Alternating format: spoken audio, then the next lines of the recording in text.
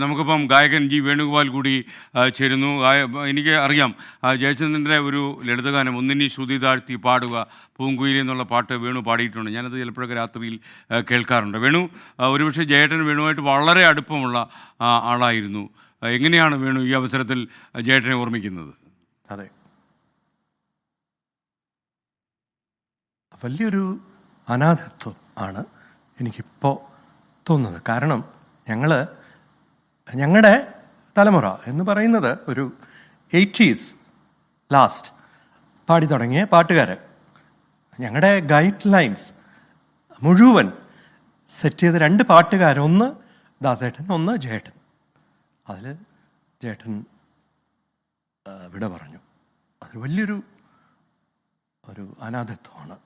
2, ഈ ഇത്രയും സഹൃദയത്വം, സഹോദരഭാവം ഉള്ള ആ ഒരു പോപ്പുലാരിറ്റി ഉള്ള വേറൊരു പാട്ടുകാരനെ, അതായത് ഗുരുസ്ഥാനീയനായ ഒരു പാട്ടുകാരൻ എനിക്കില്ല.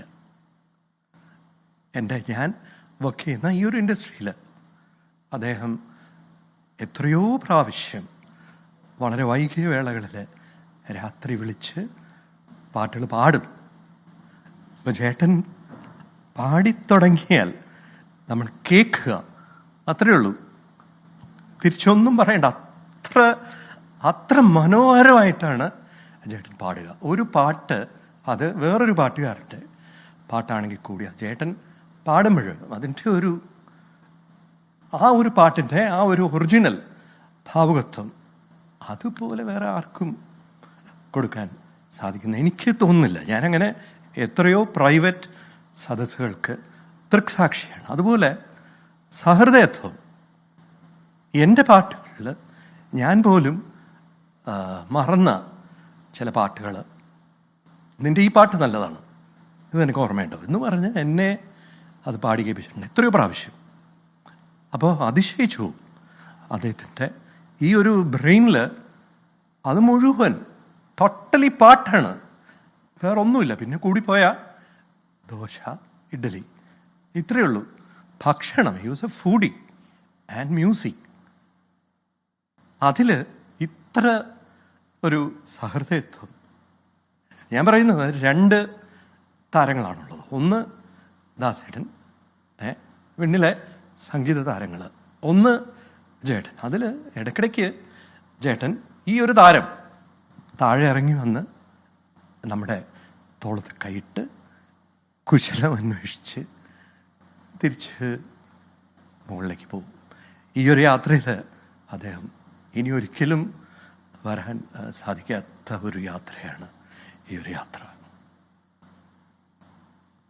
ഓക്കെ, വേണുഗോപാൽ, ഗായകൻ ജി വേണുഗോപാലാണ് നമുക്കൊപ്പം ചേർന്ന്. അവർ വളരെ അടുത്ത ബന്ധമുള്ള 2 ഗായകരായിരുന്നു. ഒരുപക്ഷെ ജയചന്ദ്രൻ്റെ പാട്ടുകളൊക്കെ തന്നെ മനോഹരമായി വേണു പാടുന്നതൊക്കെ നമുക്ക് കേൾക്കാൻ കഴിഞ്ഞിട്ടുണ്ട്.